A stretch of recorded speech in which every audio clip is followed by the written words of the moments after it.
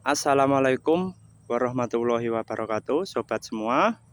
Jumpa lagi dengan saya di kesempatan kali ini ya. Dan mudah-mudahan di kesempatan kali ini semuanya dalam keadaan baik-baik saja.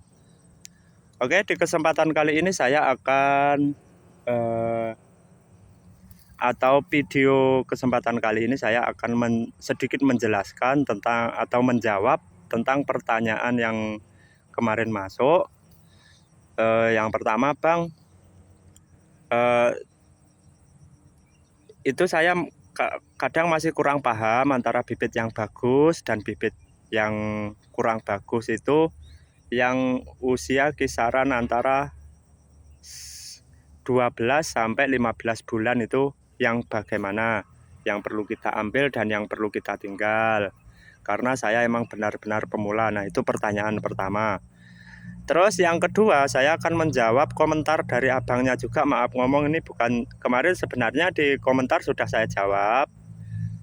Dan ini untuk teman yang lain ya, yang khusus sama-sama pemula. Jadi begini, kita harus, jadi kalau kita membeli bibit harus meluangkan waktu mendatangi pembibitannya.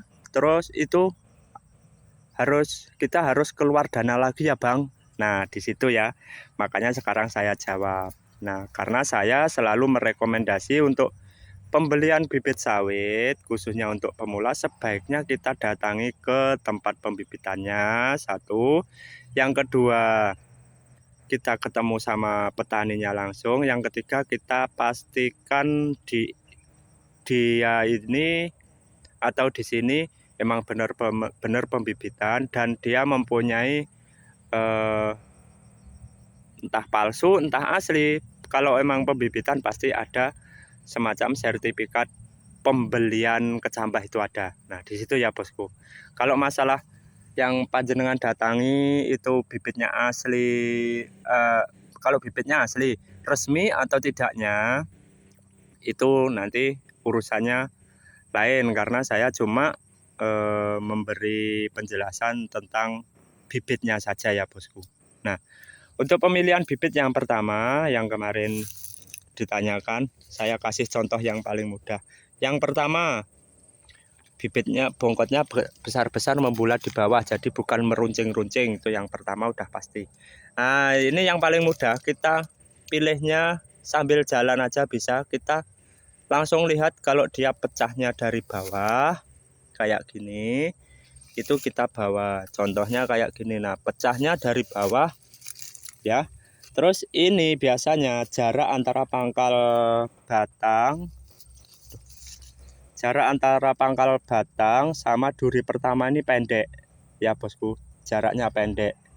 Dan ini biasanya mau mekar menjuntai-juntai kayak gini, insya Allah itu prospek bagus. Nah terus yang kurang bagus, maaf ngomong bukan kurang bagus, yang prospeknya kurang bagus yang kayak gini, banyak yang nggak pecah kayak gini sebaiknya ditinggal saja ya. Sebaiknya, saya tidak mengklaim ini bibit jelek atau bagus, saya tidak mengklaim di situ, tapi saya cuma memberi sedikit penjelasan. Nah ya, terus Bang, itu apa namanya, kalau jaraknya jarang, terus apa namanya, tempatnya terang, itu pasti bagus-bagus bibitnya. Nah kalau masalah, yang penting kalau bagi saya tempatnya terang kayak gini. Kalau masalah jarak saya tidak terlalu bosku ya. Jadi contohnya ini di dalam, ini posisi di dalam, ini nggak nyampe 1 jengkal bosku ya. Nah tidak nyampe 1 jengkal untuk jaraknya.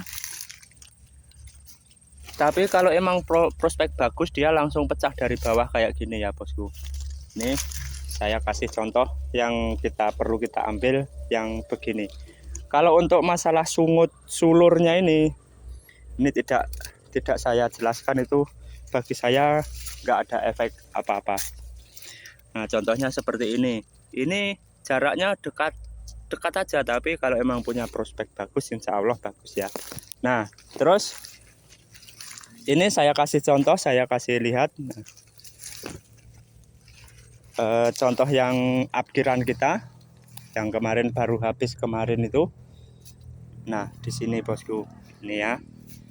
Ini SC5 umur 14 bulan.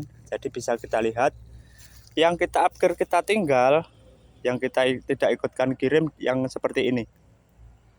Jadi kelihatan kan banyak banyak daun yang nggak pecah dari bawah itu. Udah nggak pecah, ini kita tinggal. Masalah sungut, masalah sulur ada. Nah, itu kita kalau melihat lagi. Nah, ini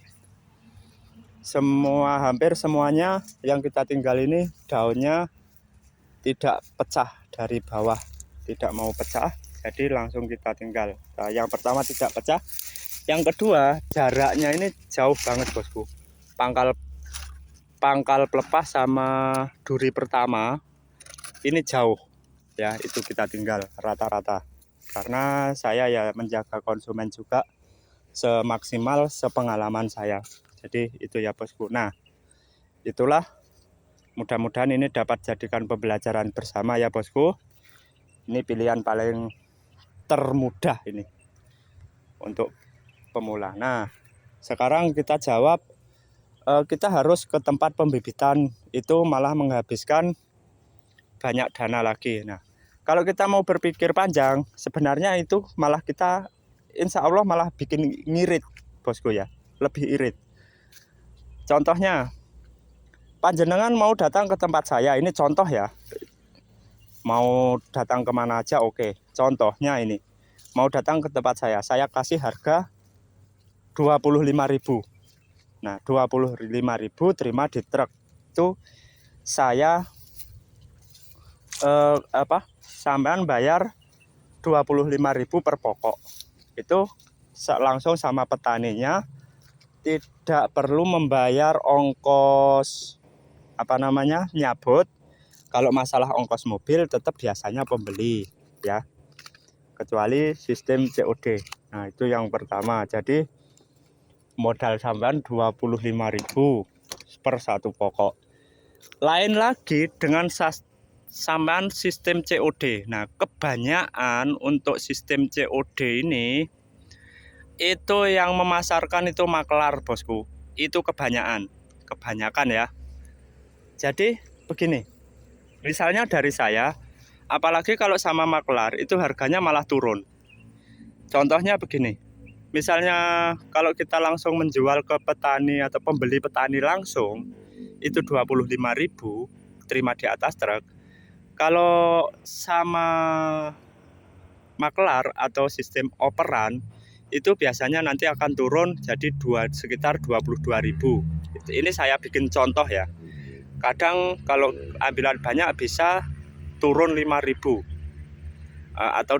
atau 4.000. Itu contoh. Nah, untuk makelar biasanya dia ngambil untung itu kalau bisa paruan, jadi 100%.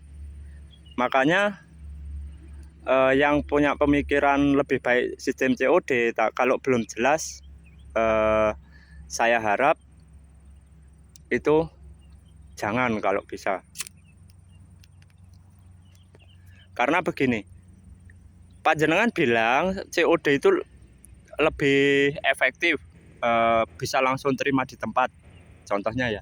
Jadi begini, saya kebanyakan makelar sekarang, maaf ngomong ini untuk oknum ya, saya tidak menyebut dengan siapapun.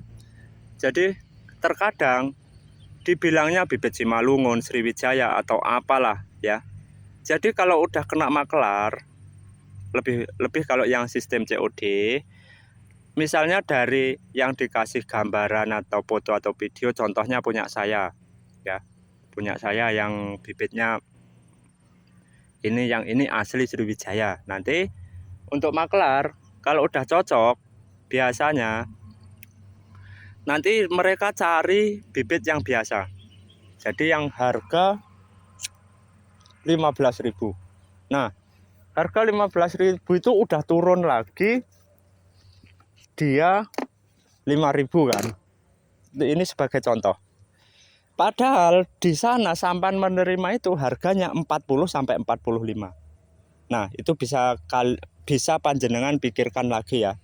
Jadi itulah kalau sistem COD. Nah, kecuali kalau emang sampean udah kenal orangnya, sudah jelas gitu ya. Saya tidak membodohi siapapun, tidak menyebut siapapun. Ini hanya contoh saja supaya khususnya untuk pemula jangan sampai Anda itu merugi yang terlalu ya. Jadi sekarang makanya untuk sekarang banyak makelar-makelar baru-baru ini atau bisa dibilang makelar muda sebentar makelarin bibit sawit sebentar aja udah bisa beli mobil, udah bisa beli pickup, udah bisa beli ini itu, jangan heran. Jadi begitu ya. Nah, dari yang panjenengan omong, misalnya sampan ngambil 1000 bibit, kalau 20.000 dikalikan 1000 udah berapa? Ya, 20 juta. Sedangkan seharusnya sampan hanya keluar duit 25 juta untuk ongkos truknya paling 2 sampai 3 juta. Ya, harusnya di bawah 30 juta. Anggap aja maksimal 30 juta untuk modal sampan kalau sampan mau ke tempat pembibitannya. Nah, kalau lewat makelar sistem COD ini sampan bisa keluar sampai 40 juta. Jadi yang lain itu nggak tahu kemana.